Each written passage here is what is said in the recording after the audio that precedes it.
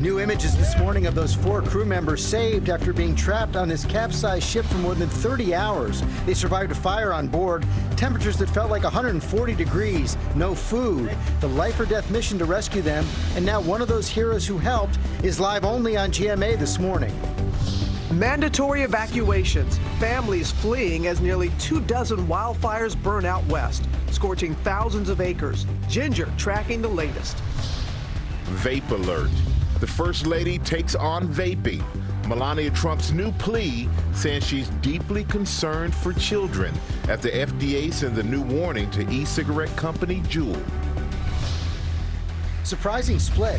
Former vice presidential candidate Sarah Palin's husband files for divorce after more than 3 decades of marriage. Why did their relationship end? Asleep at the wheel.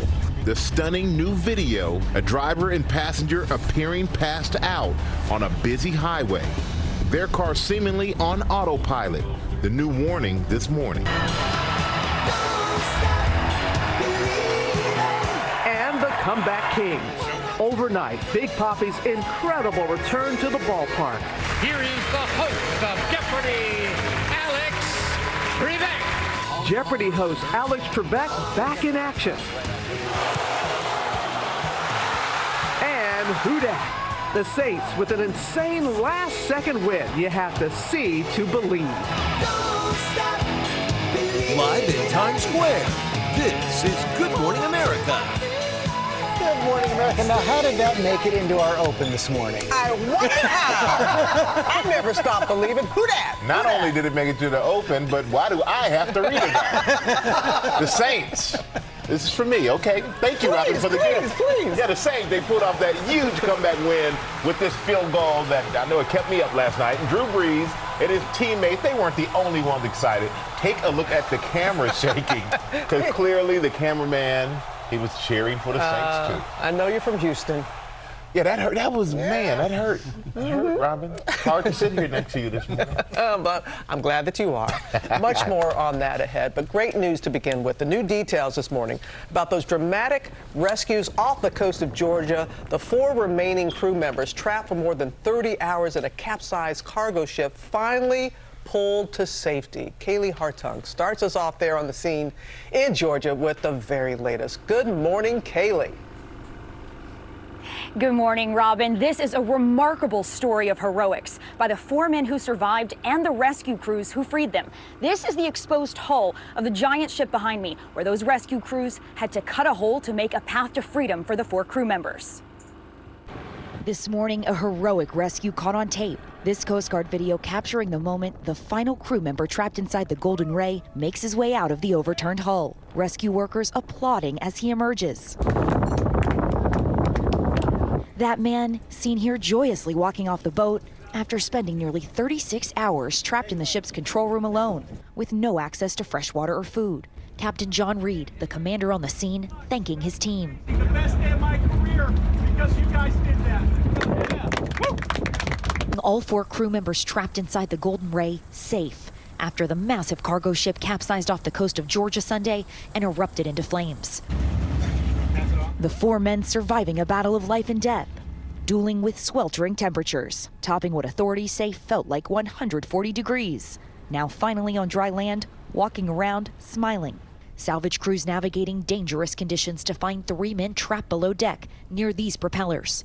First making a 3-inch hole to let fresh air in, passing them food and water, eventually widening the hole to 2 feet by 2 feet.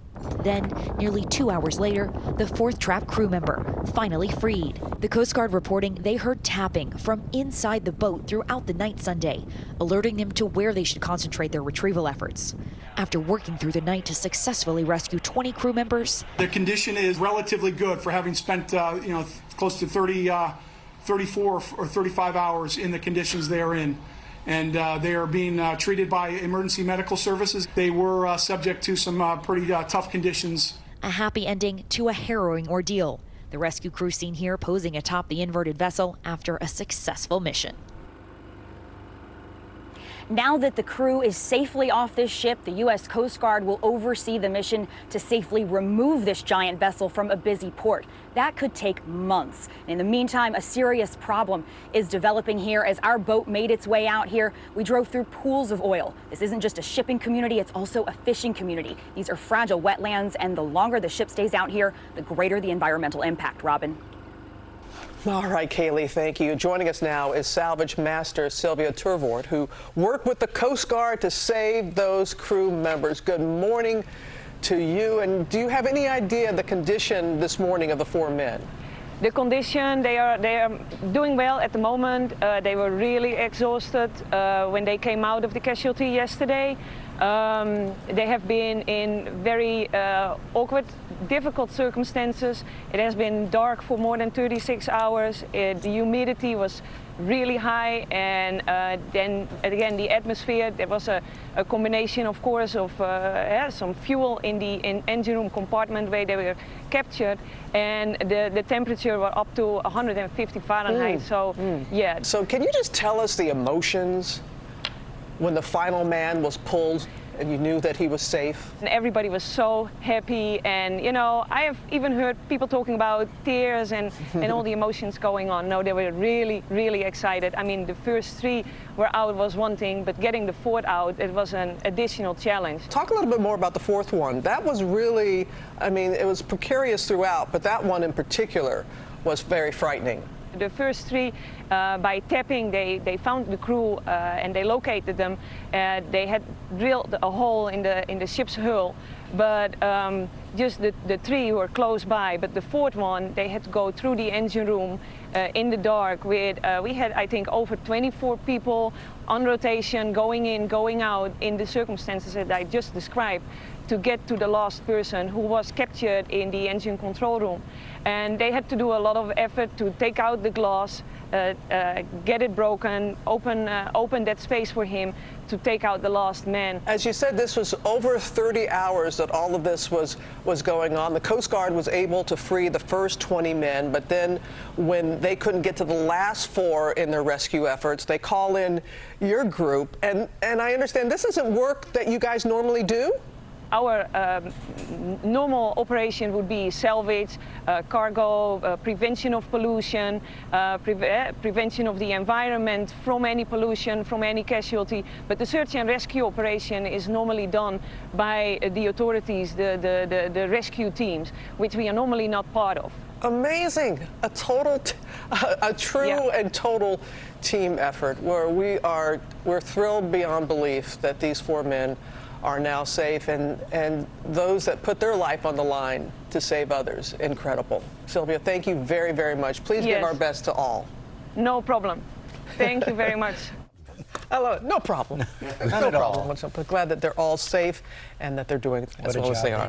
Yeah. Teamwork, like you said. All right, we're going to turn now to a provocative new move from North Korea overnight. Fired off at least 2 projectiles into the sea, but at the same time, offering to resume negotiations with the U.S. over its nuclear program. Martha Raddatz is tracking the latest in Washington this morning. Good morning, Martha. Good morning, Michael. Those North Korean missiles keep on coming despite diplomatic overtures. These overnight launches mark at least 8 rounds of short-range missile tests since the end of June, when President Trump met with Kim Jong-un on the border of North and South Korea. It was just a month ago that President Trump said Kim had sent him a letter apologizing for the tests, saying they were in reaction to military exercises and would stop when the exercises stopped. But those exercises ended in August, and it was just hours before these latest launches that North Korea said it was willing to resume talks on denuclearization. But these launches complicate that effort, although North Korea clearly sees this as a negotiating strategy. George? We'll see if the meeting happens. Martha, thanks very much. We're going to move to the latest now on President Trump. And our brand new poll with the Washington Post, released just moments ago, showing a dramatic drop in the president's approval rating, now 38%, a 6-point fall since July. No president in modern times has sustained such low approval ratings for so long. Our chief White House correspondent John Carl in Fayetteville, North Carolina, where the president held a rally last night. And John, this latest drop seems to be fueled by real concerns about the economy. The poll shows that a solid majority of Americans, George, still feel positively about the economy, but really worry about the future. Take a look at this number. 60% of Americans fear a recession in the coming year. That's bad news for President Trump. But even worse is this next set of numbers. 43% believe that the president's policies will increase the chance of that recession. 34% believe they'll make no difference. And only 16% of Americans in our poll say that the president's policies would help head off a recession. The bottom line, you have a big majority fearing a recession and far more thinking that the president's policies will make things worse than make them better. Yeah, a lot of concern about that trade war with China. Meantime, the president and the vice president, both in North Carolina, where you are last night, trying to campaign for this House special election today. But this is a House seat that hasn't been won by a Democrat since 1963. Oh, this is Trump country, George. This House district, the 9th District of North Carolina, is a district that Donald Trump carried by 12 points in 2016. So the fact that this is now going into this special election as a toss-up is another worrying sign for Republicans, and they are pulling out the stops. As you mentioned, the president and vice president here yesterday. That was the vice president's second campaign stop in this district. He's also dispatched his chief of staff. The campaign is calling this a dry run for 2020. A loss would be deeply troubling for the Republicans. We will be watching the results today. John Carl, thanks very much. And I'm going to be heading to Houston for ABC's Democratic Debate. That's Thursday night, 10 candidates on stage at the same time. Same night for the first time. It starts at 8 Eastern. Robin? Okay, George, now to the wildfire danger out west. Nearly 24 uncontained fires are burning across several states. It's fueled by dry and windy conditions, forcing some to evacuate. Ginger is back, and she's here with the latest. Good morning, Ginger. Good morning to you, Robin. Look at these pictures out of Meadow, Utah. This is the Meadow Creek fire. It is burning more than 4,000 acres. They've got it 20% contained, but it's also happening brush fires in Santa Barbara, California. So there were actually 4 different fires that merged together. They had to shut down the 101 for a time, evacuate some people. This morning, those evacuations have thankfully been lifted, but the wind advisories are up. We could see some sundowner winds later this evening. So you could see gusts on order of 30 to 50 miles per hour, especially in those wind advised areas. This is not great. If a fire breaks out, it will get out of control. Michael? All right, thank you for that, Ginger. And now to First Lady Melania Trump. She's taking on e-cigarettes as concerns grow over hundreds of cases of illnesses linked to vaping. And the FDA accuses Juul of illegal marketing. Tom Yamas is here with all the details. Good morning, Tom. Michael, good morning to you. States are cracking down. The FDA is putting companies on notice. And now the growing illnesses linked to vaping has reached the East Wing of the White House. First Lady Melania Trump saying the country needs to prevent e-cigarettes from becoming a, quote, on-ramp to nicotine addiction. This morning, the First Lady with a call to action, speaking out against the growing vaping epidemic. Melania Trump tweeting, "I am deeply concerned about the growing epidemic of e-cigarette use in our children.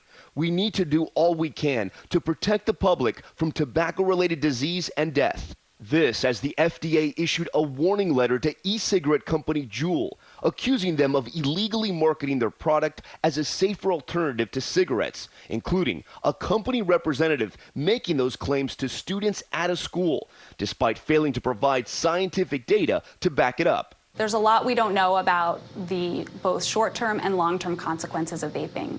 To see a long-term effect of a product, you need to study it over many years, 10, 20, 30 years, and we just don't have that longitudinal time span with the e-cigarette.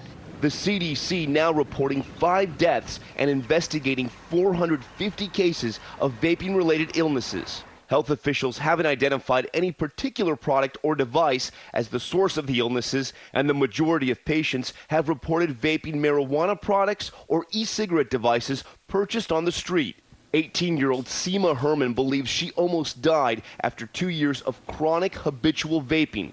First with e-cigarettes, then a THC vaping device. When she had difficulty breathing, her mother rushed her to the hospital where her doctors say she quickly got worse. It was terrifying. It's just getting weaker and weaker by the minute. She was put in a medically induced coma and attached to a ventilator for several days. Now, Juul, which is the industry leader in e-cigarettes, says they are reviewing the letter from the FDA and plan to fully cooperate. This as Alabama is launching a new investigation, and New York may follow Michigan's lead and ban flavored e-cigarettes. Also this morning, guys, Michael Bloomberg and his foundations, his philanthropies, pledging $160 million to help combat this problem. They say organizations and governments aren't doing enough. Wow. definitely a lot still to be done. All right, thank you so much, Tom. And you can see more on vaping tonight on Nightline. And now to some very happy news. The big return for Big Papi, the former Red Sox slugger, back on the baseball field last night, throwing out the first pitch at Fenway. And it is an incredible recovery after he was shot earlier this summer. TJ Holmes is here with the story. Good morning, TJ. Straight, you name it. Bill Russell, Larry Bird, Bobby Orr, Tom Brady. Big Papi is among the most popular and beloved sports figures in Boston history. He was in ICU just a few months ago after being shot at point-blank range. What a sight to see him run onto the field at Fenway Park last night. Won't you please welcome the symbol of resilience, strength, triumph, and love, our one and only Big Papi, Red Sox Hall of Famer number 34, David Ortiz. A big Boston welcome for Big Papi. David Ortiz made a surprise appearance at Fenway Park. The retired superstar hitter was on the pitcher's mound to throw out the ceremonial first pitch. This is the three-time World Series champion's first public appearance since surviving a shooting in a Dominican nightclub. I want to thank God for giving me a second opportunity in my life to be able to be here with all of you. After nearly 7 weeks in the ICU and multiple surgeries over the summer, Ortiz is ready to spread the love, even to the Yankees. I want to thank my former teammates for being there for me also. All of them came home to check up on his boy. Also, I want to thank the Yankees. A lot of my boys over there came and check up on Big Papi. Thank you very much. I appreciate it.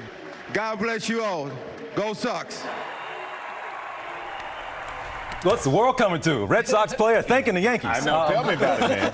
Yeah, several of them went to his house over the past several days to check on him. And look, doctors gave an interview saying that when he came in after being shot, he was saying to them repeatedly, please don't let me die. Please don't let me die. And the first thing he said last night was, thank God for giving me a second chance at life. So good to see him. Not only be loved in Boston, he'd be loved everywhere. Yeah. I mean, he brings light and joy everywhere he goes. Big Papi. Speaking of light and joy, I'll do this one, Michael. Don't wow. worry about it. Okay. I'll stay for this. I'm going to walk off the set for a minute. No. We're talking about Monday Night Football. The Saints, my beloved Saints, they were down at one point Great double game, digits. Robin. They were fantastic.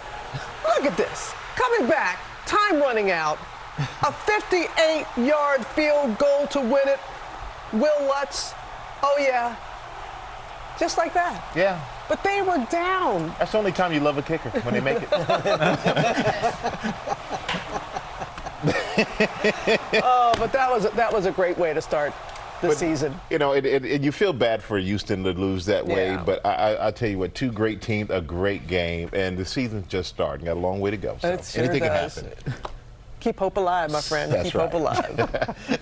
We are following a lot of other stories this morning, including some surprising news about former Vice President Sarah Palin. Her husband Todd has filed for divorce after 31 years of marriage. And the new warning about autopilot after that stunning video, driver and passenger appearing to be asleep on the highway.